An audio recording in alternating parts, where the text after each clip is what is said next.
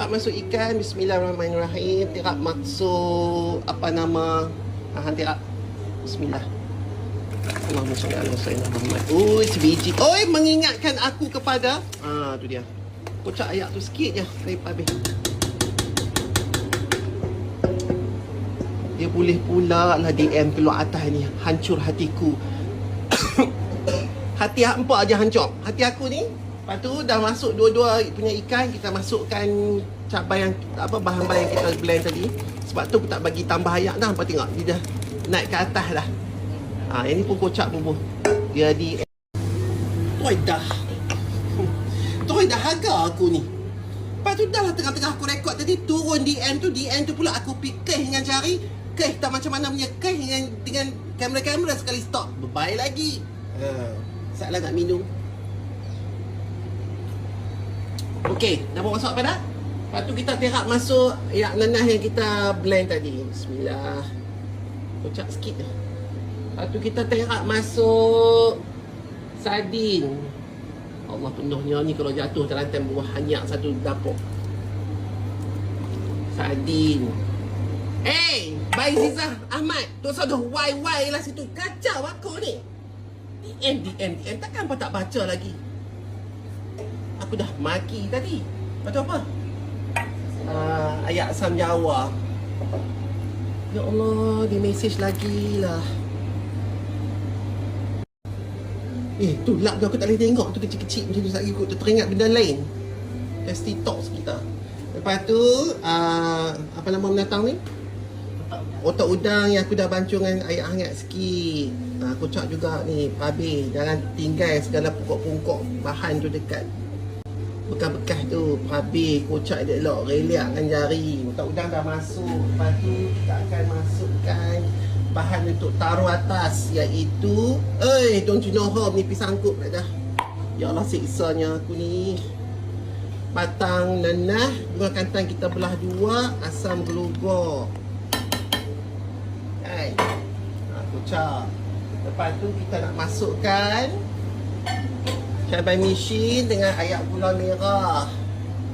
Buka saya ayak gula merah tu, cek. Okay. Yang ni kita masuk 3 sendok. 1 2. Tapi kadang-kadang apa kena cicak rasa jugalah. Kadang-kadang ada cili tu pedas, kadang ada cili tu tak pedas. Tapi bottom line is dia punya minimum 3.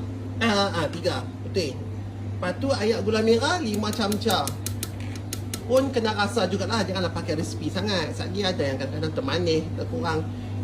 Gula putih memang tak payah masuk lah. Tunggu apa lagi? Dah benda ni seminit saja. Pang satgi baru tahu. Wah. Ya Allah. Time ni lah juga dia nak jawab. Waalaikumsalam warahmatullahi wabarakatuh kat DM aku ni. Berapa dah? Sembang-sembang saja 10 samca. Jadi Sarawak. 5 dah. Okey dah. 5. Okey. Lepas tu Tok Yu. Tok Yu masin. Spread lah dalam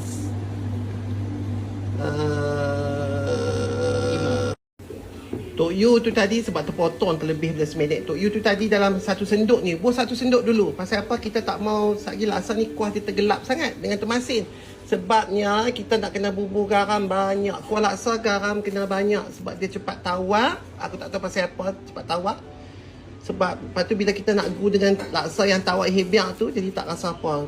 Sementara waktu ni bubuh dulu dalam 2,5 genggam lah. Ni genggam nah, cek genggam nah, jemput. Ni jemput. Yang ni cubit. Faham? Yang ni penumbuk. Okey, lepas tu last sekali, last lah benda ni, betul kan last? Okey lah kan. Last sekali kita bodon cinohom. Banyaknya cinohom ni, hang ni pun perisi. Hang ingat kambing ke nak makan ni? Kuah laksa ni. Kita bodon dulu lah banyak ni. Okey, lepas tu biar atas dapur, api kena slow, dek macam biasa aku duk ajak, biar depa mesra apa semua. Bila hampa rasa tu, kalau hampa rasa tak pedas lah Datuk, apalah Datuk ni kami makan pedas. Nanti sat kuah laksa hampa jangan rasa hangat-hangat. Satgi bila dia sejuk, dia baru mai pedas dia. dia baru main masin dia apa semua kan. Jadi biar dia dulu. Satgi nu dalam mungkin lepas hasak ke satgi. Lah ni Zohor tak sampai lagi baru pukul 11 baru hampa rasa. Bila dia dah mendak, bila dia dah sebati baru rasa. Dia dari situ baru hampa alter macam mana hampa mau rasa dia. Sebab nak rasa lah ni memang tak guna. Dia bukan main rasa dia yang sebenarnya. Dan kalau hampa tengok tekstur dia tu memang dah dapat tak isi dia banyak. Tapi bagi setengah orang dia akan kata nampak macam ceroy lagi Datuk. Memanglah dia pun tak masak lagi. Satgi bila dia mesra dengan asam, garam, apa semua nang belacai, otak udang, segala cabai apa semua dia akan kering, dia akan jadi pekat sikit, dia akan jadi atas naik ayak, bawah isi ikan tu. Masa itulah apa boleh rasa. Tapi aku rasa setakat ni Oya dah bau dah kuah laksa kita, sebab tu dia mesej. Okay, so yang ni lah rupanya kuah laksa atas dapur. Ni orang panggil kuah laksa atas dapur. Okay, dia akan berbuih. Lepas tu biar lama pun, dalam sejam lebih pun tak apa. Perebui dia bagi dia sebati. Lepas tu tutup api, biar duduk di tepi. Sebelum tutup api tu apa rasa lah kot, garam tu kurang ke apa ke. Sebab kita nak masak laksa ni, nak makan esok, kita bukan masak laksa makan hari ni. Jadi rasa dia tu akan lebih sebati esok hari. Jangan hampa ingat Allah tawak lah tu, api bubuh, esok makan masin berdengung. Macam tu. Faham tak? Rasa dah tadi cukup lengkap, perfect. Ni apa kuah dia dah jadi pekat lagi ni.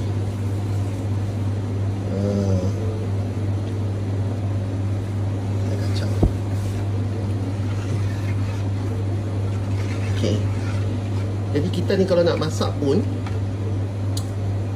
sebagai chef lah kan, sebagai tukang masak, kita akan biar sikit ruang untuk, maksudnya bila kita masak tu kita tak boleh ikut sangat dia punya sedap tu piau. Maksudnya kita kena bagi ruang dekat orang. Kalau ada orang tu suka tok yu, dia nak bubuh tok yu banyak-banyak masa makan laksa, maka kita kena bagi ruang garam tu kepada dia, ruang masin tu kepada dia. Kalau orang tu suka makan pedas, kita kena bagi ruang untuk dia tambah pedas dia tu sendiri, untuk dia tambah masin dia tu sendiri. Makna kata di sini bila kita beridang tu, kita kena beridang juga tok yu, cabai melaka, cabai potong, supaya orang tu boleh tambah ikut selera dan tahap dan kadar dia. Faham tak maksud aku? Sebabnya kalau kita dah buat betul-betul pedas menyala daripada sambal safa tu lah, ataupun kita buat dia masin ikut selera kita, mungkin kita makan masin, tapi orang yang kita nak jamu tu tak berapa nak makan masin. Jadi kita kena ambil di antara, tapi sedap, tapi di antara. Kalau orang tu nak tambah, tambahlah. Dan bila orang tu tambah tok yu ke, tambah garam ke, tambah apa nama pedas ke, hampa pula jangan kecil hati, sebab selera orang masing-masing. Lainlah kalau kita masak untuk kita sendiri ke ahli keluarga kita sendiri yang dah biasa dengan tahap gula, garam, pedas kita tu, dan tak apa. Tapi kalau orang tak biasa, kita jangan ikut sangat selera kita, sebab kita tak tahu. Satgi kita duk paksa makanlah laksa tu, makan. Sedap kan? Padahal orang tu tak tahan masin, ataupun orang tu tak tahan pedas. Dia pun sedap, balik ciri. Ataupun tengok-tengok, ataupun dia ada masalah jantung ke, darah tinggi ke apa ke, jenuh. Naik pula pressure tu pasal terlebih makan masin. Faham? Yang tu ada adab akhlak kita sebagai tuan rumah. Kita tak boleh paksa semua orang suka laksa kita. Kita tak boleh paksa semua orang suka bubuk kita. Ada orang makan bubuk tawak, ada orang makan bubuk manis dan sebagainya. Itu semua kita kena ambil berat.